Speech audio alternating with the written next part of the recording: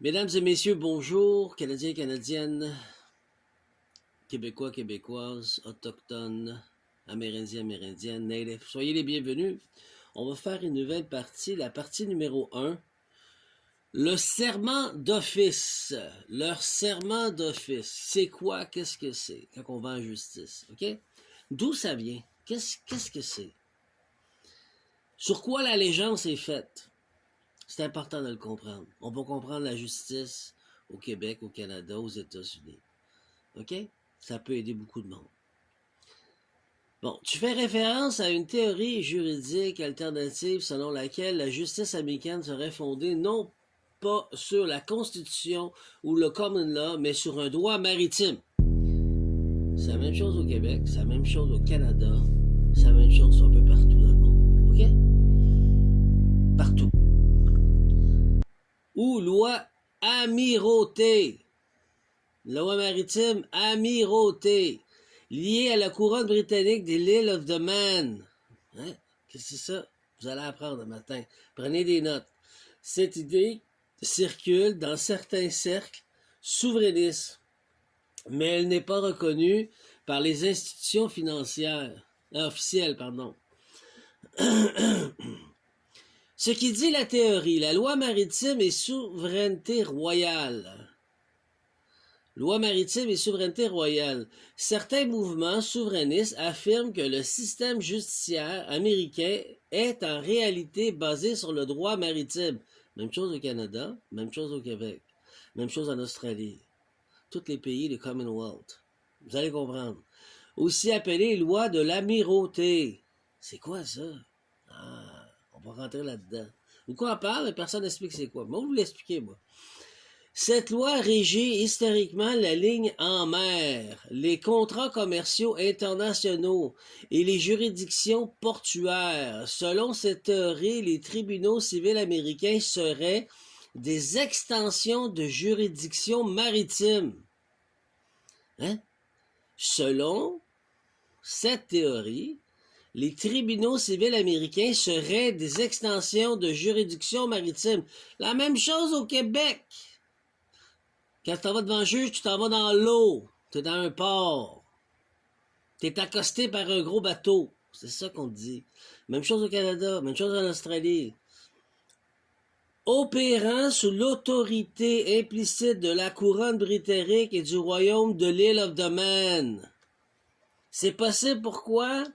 L'Île of the Man, on va le comprendre le matin, une dépendance de la couronne, liée avec le roi Charles et l'Île of the Man. Avant, c'était la reine Élisabeth, maintenant, c'est le roi Charles. L'Île de Man est une dépendance britannique avec son propre parlement. L'Île de Man est une dépendance britannique avec son propre parlement. C'est en Angleterre, hein? C'est quoi, il y a deux groupes? Oui, oui. Tweeland est une tradition juridique ancienne. Le roi Charles III est officiellement le seigneur domaine, ce qui alimente certaines spécifications sur les autorités juridiques parallèles. Des groupes affirment que les États-Unis n'ont jamais rompu complètement avec le droit britannique. Tout à fait.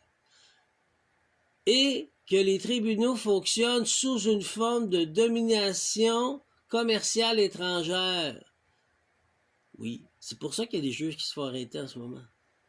À cause de leur serment. C'est la même chose qui va arriver au Québec, parce que je le manifeste. C'est la même chose qui va arriver au Canada, parce que je le manifeste. Votre serment d'office est corrompu, mesdames et messieurs. Vous n'êtes pas là pour le peuple, vous êtes là pour protéger la couronne et l'amirauté. Je vais vous le prouver.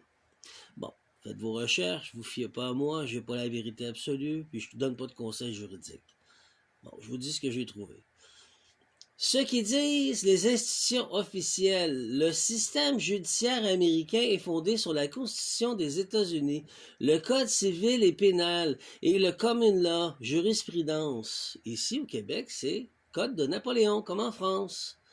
Les droits maritimes est une branche spécialisée utilisée uniquement pour faire lier à la navigation, au commerce maritime, aux litiges en mer. Pardon. Il n'existe aucune reconnaissance officielle d'un lien juridique entre les tribunaux américains et la couronne britannique de l'île de Man. Ils ne montrent pas, c'est tout. Pourquoi Trump évoque le common law? En 2025, Trump a commencé à invoquer la common law comme une source de souveraineté naturelle pour justifier le décret présidentiel sans passer par le Congrès ou les juges. Il a appris de nous, Trump, avec la loi de terre, pour pouvoir imposer la loi de terre et non la loi maritime, la loi de l'eau. L'amirauté, ça le dit, c'est une loi maritime. Les conteneurs, les bateaux. Cela s'inscrit dans une stratégie d'une centralisation du pouvoir exécutif. En contournant les institutions traditionnelles, il ne mentionne pas la loi maritime ni l'Isle of Man dans son discours. Il ne va pas se risquer, il ne sait pas, il ne comprend pas. Il ne sait pas tout. Officiel, mais certains de ses partisans y font référence dans le forum alternatif. Fait qu'il apprend, là il fait. Mais il devrait mettre du monde qui sont spécialisés, qui savent de quoi ils parlent. Donne-leur leur destinée, maudit. C'est bien compliqué sur Terre. Tout le monde veut avoir le mérite de l'autre. Fait qu'on vole son mérite. Donnez-lui son mérite. C'est bien compliqué. Une gang d'égoïstes. Vous n'avez pas honte. Tout le monde veut devenir milliardaire ou millionnaire. Pourquoi? En volant l'autre. Mais non. Laisse l'autre manger, puis après tu mangeras. Après. C'est complètement fucké, la Terre. C'est fucké en crime. En tout cas, le droit de l'amirauté, aussi appelé droit maritime, trouve son origine de pratiques commerciales maritimes antiques, notamment pour la Méditerranée. Il est ensuite structuré en Europe médiévale avant d'être intégré dans le système juridique moderne, notamment en Angleterre, puis dans les colonies comme les États-Unis et le Canada. L'origine historique du droit de l'amirauté, antiquité méditerranéenne. Les premières formes de droit maritime remontent à l'île Rhodes.